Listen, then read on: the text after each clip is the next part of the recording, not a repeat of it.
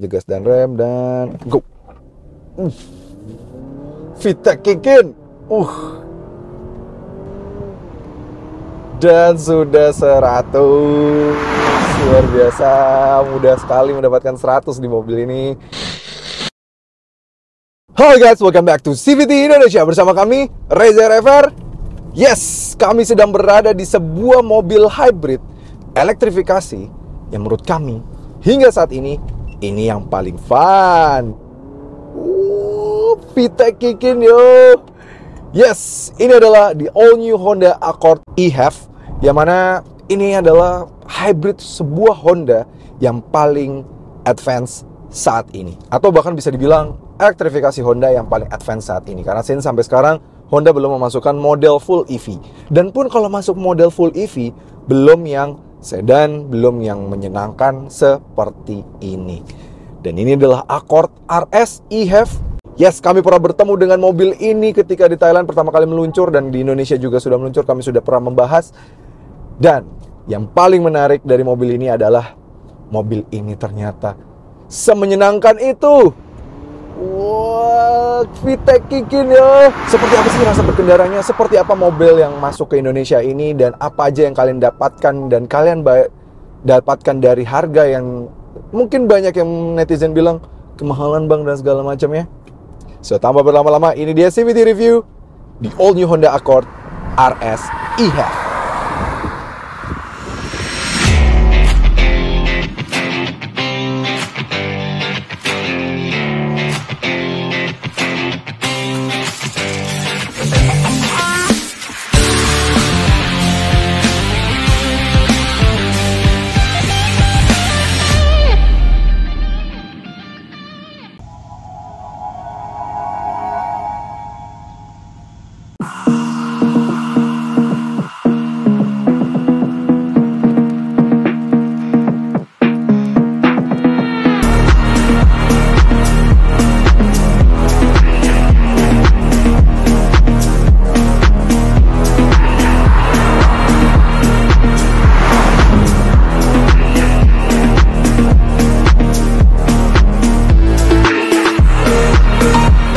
All new Honda Accord e-HEV ini sudah diluncurkan di Indonesia di tahun 2024 awal. Pertama kali meluncur sebenarnya sejatinya di Thailand ya. Kami sudah bertemu langsung dengan mobilnya. Jujur, waktu kami pertama kali melihat, wah, kalau yang sebelumnya kayak tampangnya agak sedikit good boy gitu ya, sekarang tampangnya kan jadi kayak, wah, galak. Depannya tampangnya gahar banget menurut kami.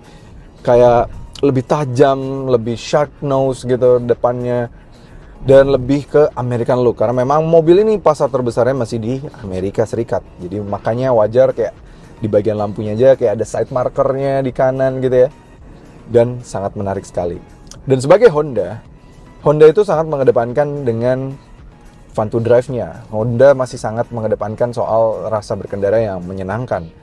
Dan itu terjadi juga di sini, tapi tanpa menghilangkan efisiensi. Karena hybrid di luar sana sekarang sudah beberapa brand merubah stigma terhadap hybrid. Karena ada beberapa brand mengaku bilang hybrid kita hybrid performance, jadi tidak fokus soal efisiensi. Padahal goal kita pertama kali kenal di Indonesia ini dengan mobil hybrid adalah untuk efisiensi.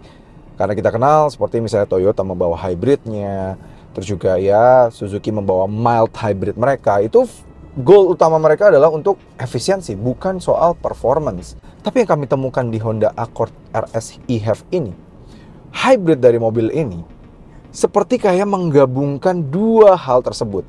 Jadi ya efisiensinya iya, dan juga performanya juga iya. Karena seperti kita tahu sendiri, spesifikasi dari mobil ini sangat luar biasa menarik. Dan juga ternyata surprisingly masih bisa efisien.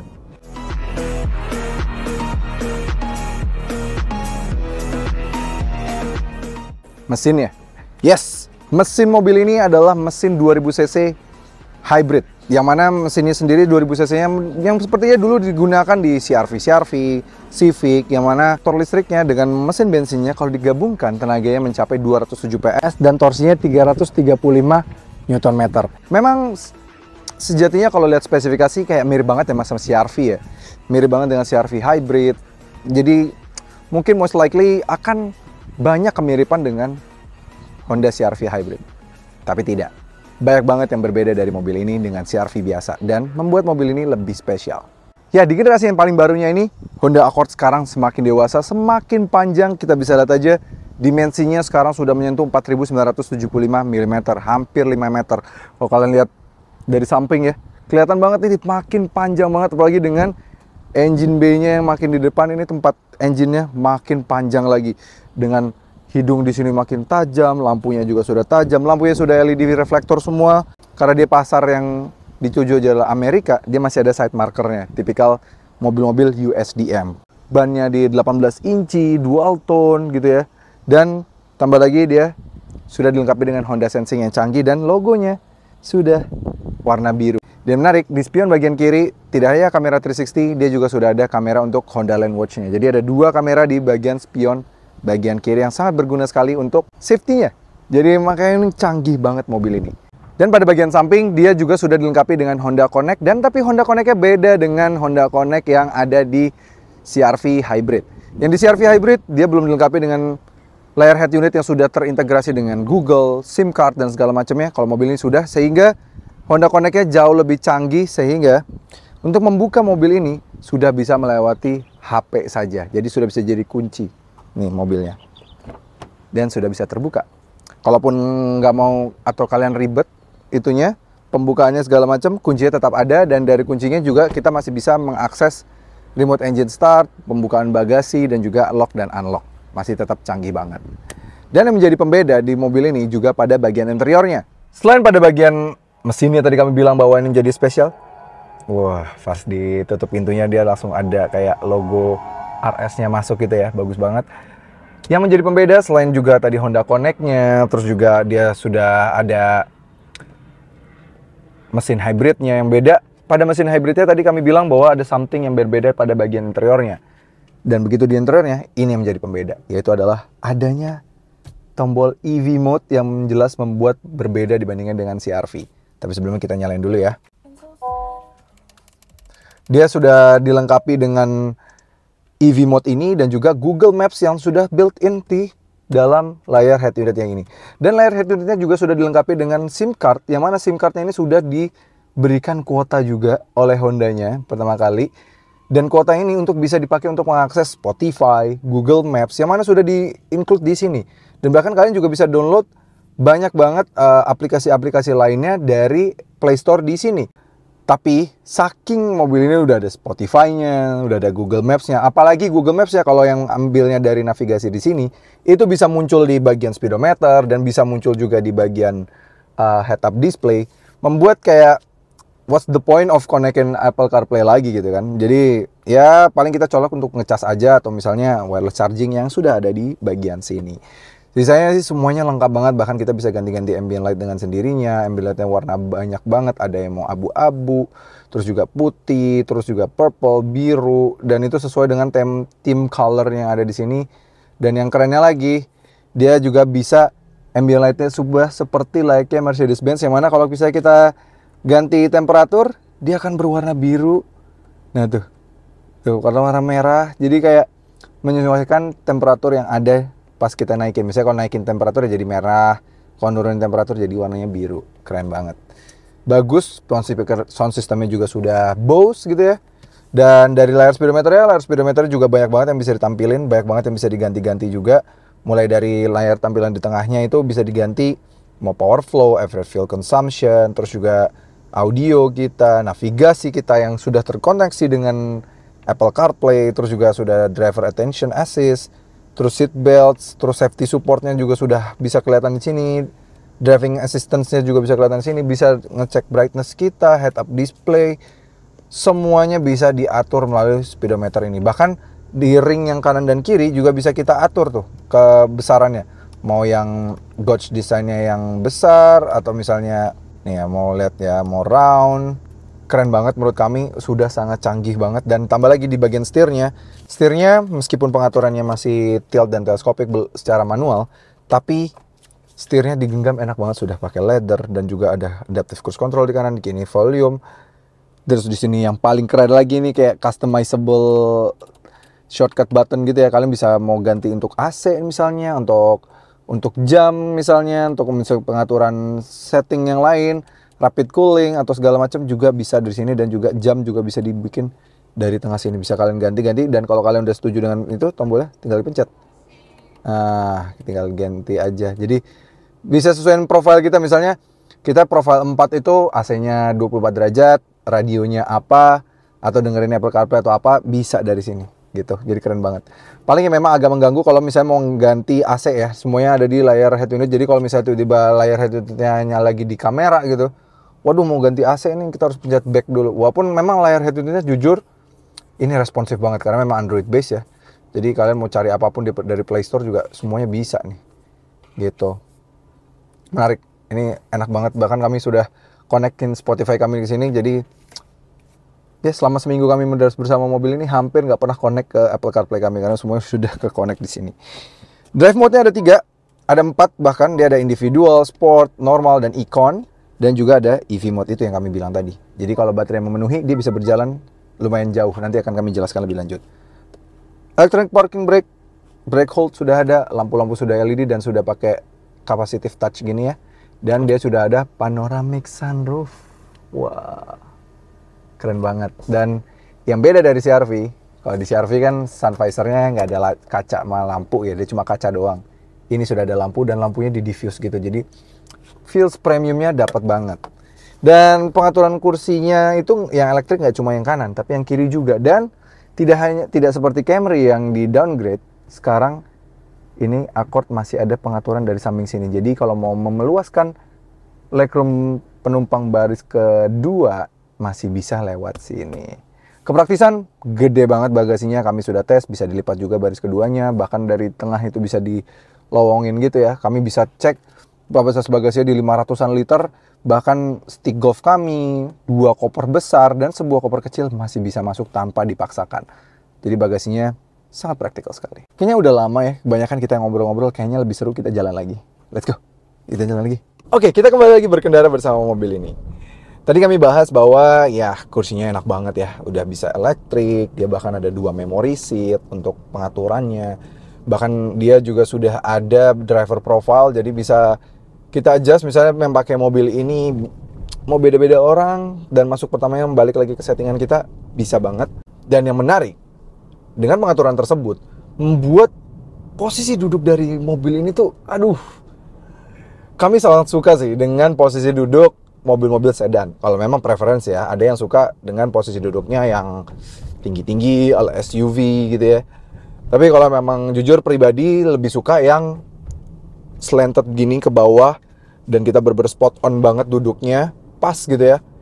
Itu terjadi di Accord ini. Memang model-model Honda memang kami selalu menemukan ya, mulai dari gak usah jauh-jauh, bahkan kayak kelas-kelas HR-V masih bawah-bawah gitu ya, City, terus juga Civic, Accord, sedan-sedan mereka.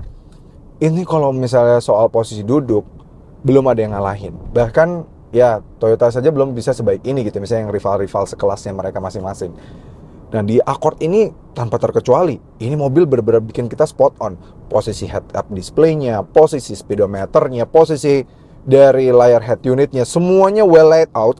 Sehingga posisi kita duduk di seperti ini kayak benar-benar berada di sebuah kokpit. Dan apa yang kita, visibilitas yang kita lihat ke depan, kanan, spion kanan kiri, di spion belakang sini, itu semuanya spot on. Jadi visibilitasnya bagus, posisi duduknya enak, kursinya juga sangat enak banget, side bolster kanan kirinya juga sangat besar sehingga menopang kita dengan sangat baik. Ini bikin kita rasanya sangat menyenangkan sekali mengendarai mobil ini. Untuk longer journey, untuk perjalanan jauh, atau ya sesimpel kita berkendara sering atau panjang bersama mobil ini yang agak lama gitu ya, ini sama sekali tidak mengganggu. Enak banget, bahkan kami sering ketagihan pakai mobil ini ketika dipinjamkan sama Honda lumayan lama ya. Kayak biasanya kami kalau pakai mobil review ya sesekali tetap kangen sama mobil kita sendiri gitu ya. Ini pakai Accord ini surprisingly kami ketagihan banget. Posisi duduknya enak, steering feedbacknya juara. Apalagi dia juga bisa memainkan sedikit dari EPS-nya. Jadi kalau kita misalnya rubah ke sport gitu ya, di sport setirnya surprisingly dibikin berat. Jadi, wah, feedback dari jalanan tuh makin berasa lagi, makin enak lagi.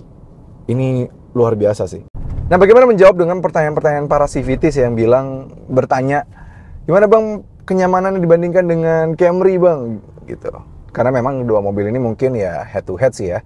Dari sama-sama Jepang, sama-sama hybrid juga, opsi mesinnya, dan juga ya kelasnya sama gitu. Harganya juga sudah mirip sekarang. Jujur kalau, nah ini ngeliatin speed bumps lagi, harus diakui kalau ngomongin soal kenyamanan, Camry lebih nyaman dibanding dengan mobil ini. Ini kalau melewati speed bumps, dia memang travel suspensinya agak lebih stiff, lebih kaku dibandingkan dengan Camry. Nih, tuh, masih kerasa. Kalau di mobil ini sepertinya Honda lebih fokusnya lebih tetap mengedepankan fun to drive dari mobil ini. Karena memang Honda juga namanya cukup besar ya di dunia motorsport, seperti di F1 juga. Sehingga, ya makanya mereka sepertinya masih ingin mengedepankan soal fun to drive dan juga handling dari mobil ini, sehingga gak pengen bener-bener yang mengayun. Memang kami pernah di review yang Camry, kami bilang bahwa Camry Hybrid itu dengan TNGA yang terbaru, mereka sassisnya sudah lebih rigid dan lebih fokus soal ke kenyamanan, refinement, dan bisa menggabungkan dengan kenyamanan dengan handlingnya. Memang kenyamanan jauh lebih baik dibandingkan dengan si Accord Hybrid ini ya. Jauh, si Camry sih lebih smooth dibanding dengan mobil ini, melewati speed bumps juga lebih gak berasa, apalagi set suspensi yang bagian belakang itu kemiringan chambernya lebih fokusnya untuk kenyamanan kalau si Camry gitu ya. Sedangkan di mobil ini memang kelihatan banget dia, kalau kita lihat multi-link pada bagian belakangnya dari si Accord e-HEV ini yang mana sudah pakai independent suspension. Independent suspensionnya itu bukan fokusnya untuk kenyamanan, karena settingan suspensinya, tingkat kemiringan dari pernya juga itu fokusnya untuk gimana caranya stabil untuk di kecepatan tinggi, baik rendah maupun tinggi gitu ya. Jadi kalau misalnya kecepatan tinggi gini, wah itu kita berbelok dengan cepat gitu, mobil ini lebih slanted, lebih enak lagi handlingnya. Setirnya lebih ada rasanya, setirnya lebih ada feedbacknya, kita bisa ngerasain jalan gitu ibaratnya ya. Ibaratnya dengan mobil ini kita kayak bisa ngukur kontur jalanan tuh sekarang lagi apa sih, aspalnya yang halus, aspalnya yang agak licin atau segala macam. Itu bisa dengan mobil ini karena memang setirnya tuh enak gitu. Setirnya bener-bener tuh, bener-bener dapet banget in control, dan kita tahu arah putarannya juga kita bisa kontrol, arah putaran bisa kita atur. Kita tahu persis kemana mobilnya akan bergerak ibaratnya. Jadi bisa kita predictable banget nih mobil. Understeer memang ada, apalagi dengan torsinya yang cukup besar ya. Masih ada kayak, biasanya ada decitan yang tadi kami dapatkan juga. Decitan itu decitan yang didapatkan dari sebuah understeer. Wajar karena memang torsinya besar banget dan dia penggerak roda depan. Ada over torque-nya dikit gitu ya. Tapi handlingnya masih controllable banget. Dia langsung sistem setirnya segala macamnya itu langsung keep us in place. Apalagi kalau kita misalnya dari mode normal dan mode eco, itu berat dari setirnya tuh memang kayak berlevel gitu. Icon itu dia yang di mode icon dia paling ringan. Terus di mode normal dia agak sedikit dibuat lebih berat setirnya. Dan di mode sport, wah itu langsung berat banget. Dan langsung kita toil sedikit gini aja, zigzag. Ini mobilnya langsung ngikut parah. Wah enak banget mobilnya, dan kita bejek gini. Di RPM berapapun Honda Accord langsung ngisi ini kita 120 km per jam. Gampang banget ngisinya. Jadi memang harus kami akui, kenyamanan kalah sama Toyota Camry pastinya. Tapi kalau ngomongin soal handling, fun to drive, sedan seperti ini, sebesar ini sih enak banget. Bahkan kalau sama adiknya pun ini masih bersaing sama Civic. Yang mana padahal Civic memang kelasnya kelas sport gitu ya. Kelas yang compactnya lebih compact, size-nya pastinya handlingnya lebih bagus. Tapi Accord masih bisa handlingnya sebagus ini, masih bisa se-fun to drive ini. Itu racikan yang luar biasa sih menurut kami dari sebuah Honda ya. Memiliki harga sampai 959 juta, seberapa layak sih sebenarnya mobil ini menggunakan jasa pengemudi? Kalau menurut kami, layak banget. Karena apa? Legroom yang didapatkan di belakang sini dari generasi sebelumnya Accord makin gede lagi. Ini posisi duduk kami, tinggi kami 175 cm. Ini bener-bener gede banget. Legroom kami ada sekitar 17 jari. Lega banget. Bahkan kalau kita mau duduknya lebih nyandar lagi kayak gini, ini aja masih ada sekitar 14 jari. Jadi masih gede banget legroomnya, bukan problem di sini. Footroom apalagi kita kayak bener-bener hampir seperti layaknya sebuah limousine sih sebenarnya di belakang sini. Lega banget. Tambah lagi fitur-fitur penunjangnya seperti kayak ada sunshade seperti ini untuk meningkatkan privacy dan juga nggak terlalu silau gitu ya. Panoramic sunroof yang sekarang jadi sampai belakang ini pertama kalinya untuk Accord ada panoramic sunroof gitu ya. Jadi nggak cuma kaca panoramik tapi panoramic sunroof jadi bisa dibuka. Bagus. Dan AC di belakang, USB-C 2 soket, terus ambient light-nya sampai ke belakang, armrest. Yang mana tapi armrestnya memang jujur nih, tipikal Honda ya. Yang lemes, nggak ada stoppernya sama sekali. Dia kurang kenceng dikit ini, tapi nggak apa-apa. At least kalau di Accord ini seimbang tangan kiri kita yang ada di door trim dengan tangan kanan kita yang ada di bagian armrestnya ini. Sudah ada 2 cup holder dan juga kalau kalian mau akses ke bagasi juga bisa. Dan bagasi juga luas banget sih. Gitu ya, tipikal mobil disetirin masih proper, masih oke. Tapi di satu lain kalau kalian nyetir sendiri juga mobilnya enak banget untuk dikendarai gitu. Tapi memang bandingan suspensi di belakang sini sama seperti di depan itu bukan yang paling enak. Dia agak sedikit lebih mantul-mantul lagi di bagian belakang sini. Ini kami melewati beberapa speed bumps dan juga konblok jalanan di Pantai Indah Kapuk. Jujur aja ya di belakang a bit bouncy, jadi harus diakui Camry sedikit lebih nyaman. Dan Camry masih memiliki satu fitur kenyamanan yang lebih baik juga dibandingkan mobil ini, yaitu adalah adanya sunshade di bagian belakang yang bisa diaktifkan dari depan. Yang ini kan cuma di kanan kiri saja, kalau ini belakangnya nggak ada sama sekali. Nah, kalau ngomongin soal efisiensi, itu yang diincar dari sebuah mobil hybrid pastinya. Dan hybrid di sebuah mobil Jepang itu memang fokusnya untuk efisiensi. Tapi di Accord ini seperti yang kami bilang tadi juga tetap performa juara banget. Efisiensi di mobil ini dahsyat. Kami kaget banget karena sebenarnya kan kalau secara teknologi dia dengan Honda CR-V hybrid ya sama, mesinnya sama dan segala macamnya juga sama gitu ya. Tapi memang yang lebih advance di sini adalah adanya tombol dedicated untuk EV mode yang tuh logonya seperti E gitu ya, I-nya Honda. Yang mana ketika diaktifkan mode EV mode-nya ini bahkan kalau baterainya lagi mumpuni ya, lebih dari setengah, itu bisa berjalan dengan full EV mode. Kami tes lebih dari 100 km per jam. Memang kesannya kayak si Camry Hybrid EV mode-nya juga bisa sampai 100 km per jam. Kami pernah menyebutkan seperti itu juga. Tapi EV mode-nya Camry Hybrid itu bukan yang dedicated ketika misalnya kita pencet EV mode gitu ya. Tak, itu bisa langsung kita pakai jalan sampai 100 km per jam. Enggak bisa. Dia karena mentok kalau sudah pakai EV mode itu dia sampai 60 km per jam.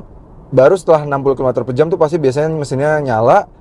Dan di kecepatan 100 km menuju 100 km per jam itu kalau misalnya kita sudah mendapatkan cruising speed, terus juga agak bisa coasting, baru EV mode-nya nyala lagi. Tapi kalau kita dedicated pencet tombol EV mode-nya nggak akan bisa berjalan dengan full EV mode, dia akan langsung cancel sendiri gitu ya. Nah sedangkan di Accord ini dia di kecepatannya kami lagi kecepatan 90 km per jam. Kita aktifin EV mode, aktif. Dan ini kita berjalan dengan kecepatan sekarang menuju 100 km per jam di jalan tol. Jadi intinya entah kenapa meskipun baterainya juga nggak besar banget ya, cuma 1,0 sekian kWh gitu ya, tapi Honda itu bisa meracik motor listriknya untuk bisa keep up dengan kecepatan yang lumayan tinggi. Karena beberapa kali yang terjadi kalau di Camry Hybrid gitu ya, rival dari mobil ini, di kecepatan 100 km per jam harus sudah kecepatan cruising, kecepatan coasting, baru EV mode-nya menyala. Karena memang motor listriknya tidak se-advance itu. Karena sejatinya memang Camry Hybrid secara teknologi sudah lebih baru. Apalagi memang Honda juga lagi bagus banget di F1 yang mana juga menggunakan mesin hybrid. Jadi ya ini berpengaruh sekali terhadap efisiensinya. Dalam kota, dengan ada EV mode itu irit banget. Dan mesinnya juga, mesin Honda juga irit. Dicampur dengan transmisi CVT, halus juga pergantian antar listrik dan bensinnya, itu masih bisa mendapatkan 27,2 km per liter. Wah, luar biasa sekali, bener-bener itu efisien banget. Macet-macetan bumper to bumper biasa sedan sepanjang ini biasanya nggak terlalu irit, tapi ini iritnya luar biasa. Jadi kalau misalnya hybrid asal China biasanya masih ya mentok-mentok 19 km per liter, 20 km per liter juga udah bagus gitu ya. Ini 27,2 km per liter. Dan rute luar kota Karena kami bisa bilang bahwa dia masih bisa beberapa kali menyalakan mode EV-nya, masih bisa mendapatkan angka 26,6 km per liter. Jadi average dari mobil ini masih di 26, sekian 26,8 km per literan. Jadi dengan full tank capacity mobil ini bisa berjalan lebih dari 900 km ketika full capacity bensinnya. Itu jauh banget. Bahkan itu sudah teritorinya mobil-mobil plug-in hybrid electric vehicle ya. Yang menarik lagi kalau lagi cruising seperti ini adalah Honda Sensing-nya. Honda Sensing-nya adalah yang paling advance sekarang di antara Honda-Honda lainnya. Dia sudah dilengkapi dengan adaptive cruise control pastinya, terus juga sudah ada lane keeping assist. Lane keeping assist-nya lumayan halus, dia bisa membelokkan setir juga. Jadi kita sudah ada steering assist-nya juga, dia sudah lane centering juga, bagus. Tapi memang masih ada sedikit catatan lah untuk Honda Sensing ini. Honda belum yang paling halus sih, harus kami akui. Dia belum ada, let's say saja dia belum selengkap itu, dia belum adanya blind spot monitoring. Memang Honda selalu menggantinya dengan Honda Lane Watch, yang mana di kecepatan segini pun, kecepatan 80 km per jam pun memang masih bisa menyala kamera di bagian spion kiri itu. Jadi kita tinggal pencet bagian sini saja atau tinggal pakai sen gitu ya. Jadi bisa mengecek lane bagian kiri, tapi kalau untuk bagian kanan, kalau kita lagi nggak ngeh ya nggak ada, karena nggak ada blind spot monitoring sama sekali di sini. Dia sudah ada forward collision mitigation juga, adaptive cruise control juga halus, ini juga bisa membelokkan. Tapi juga lane keeping assist dan lane centeringnya, jujur harus kami akui, bahkan sebuah LMPV harga 300 jutaan bisa lebih halus dibandingkan dengan mobil ini. Ini dia masih terasa sekali banyak koreksinya. Jadi bukan yang sampai kayak geser kanan, geser kiri di dalam lane, karena dia bukan cuma lane departure mitigation doang ya. Ini sudah lane keeping assist, lane following assist juga.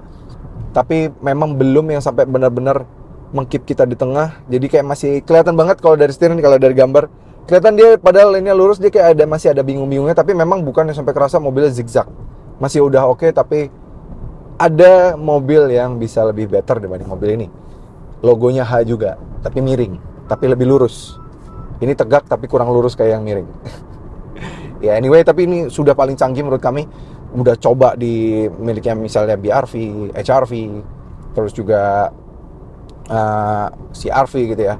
Dia sudah ada traffic jam assist, jadi ketika sampai berhenti pun juga mobil ini sudah bisa. Jadi lumayan halus untuk Honda. Ini kalau kalian mencari Honda yang paling canggih menurut kami ya Honda Accord RS eHev ini secara Honda Sensing-nya.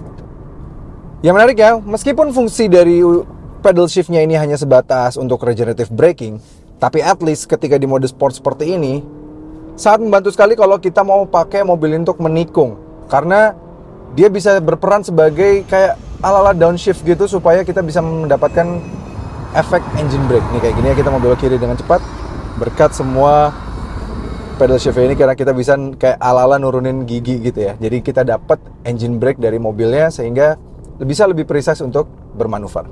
Jadi kalau mau mencari mobil dengan size segini, bahkan dengan size seperti ini, panjang, kelas yang full size sedan gitu ibaratnya dari sebuah brand Jepang, harus kami akui ini bahkan sudah lebih fun to drive dibandingkan dengan Mazda 6. Karena memang Mazda 6 sudah ketinggalan zaman. Tapi memang ada beberapa hal yang masih harus diperbaiki dari Honda, yaitu adalah kekedapan kabinnya. Memang ketika kami bilang bahwa mobil ini sudah adalah Honda yang paling better secara ride quality dan segala macam ya, tapi ya it's still a Honda gitu. Masih ada beberapa PR soal kekedapan kabin. Memang road noise tidak seberisik yang dulu lagi, atau Honda-Honda lainnya yang mana selalu dari arah bawah tuh kelemahannya Honda ya gitu ya. Tapi sekarang mungkin karena itu diperbaiki ya, tapi atasnya mungkin nggak segitunya diperbaiki. Nggak tahu kenapa di tol kami bahkan menemukan mobil, nah itu bosan truk lewat segala macem. Di bagian sininya Honda ini nggak tahu kenapa karetnya mungkin kurang tebal ya. Sini sih mungkin nggak terlalu kedengeran. Jadi kalau misalnya mobil passing by, ini adem. Nah itu baru mulai kedengeran di sini. Ya, nggak tahu kenapa itu. Itu masih jadi PR-nya Honda. Sudah menjadi Honda yang paling refine, sudah menjadi Honda yang dengan ride quality paling baik, kedepan paling baik. Tapi masih ada PR-nya Honda. Bukannya kami nitpicking, yaitunya better, tapi ternyata masih ada yang lemah di sini, gitu. Oh iya, tadi kami bilang bahwa mobil ini menggabungkan antara dua aspek yang biasa selama ini jadi perdebatannya. Ada hybrid untuk efisiensi kok, memang ada hybrid yang memang fokusnya untuk performa kok, memang gitu ya. Accord RS eHev ini adalah titik temu di tengahnya. Langsung aja kita coba. Nah, ini enaknya dengan ada yang tombol shortcut dan juga customizable itu, kita bisa langsung matiin AC gitu ya dari tengah sini. Dan kita bisa rubah ke mode sport. Oke, traction control juga bisa kita matikan. Langsung aja. Ini baterainya juga lebih dari setengah, jadi bisa memberikan boost tambahan. Gas dan rem, dan go. VTEC kick in. Dan sudah 100.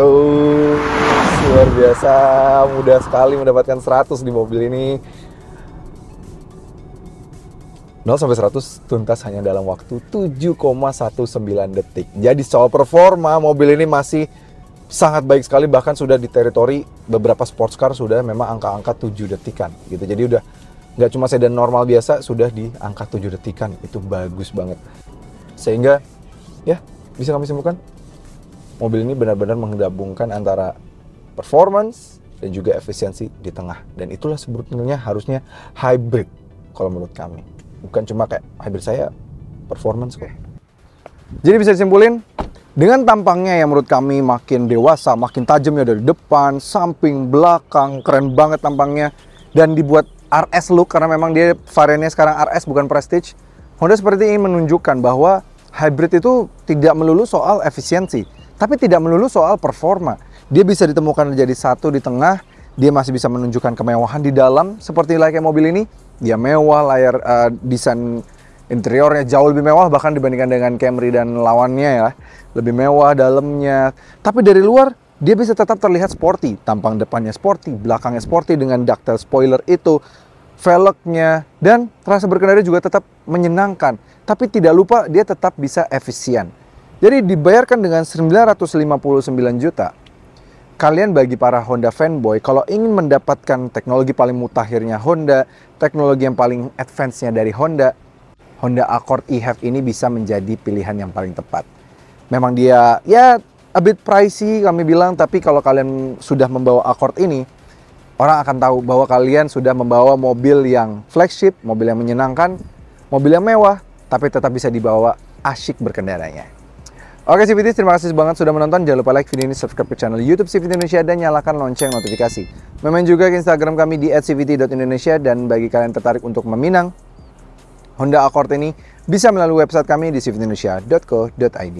Dan TikTok kami, follow juga TikTok kami di @cvtindonesia. Di sana banyak banget kegiatan lain dari sisi sudut pandang lain terhadap sebuah review mobil. Sampai ketemu lagi di video berikutnya.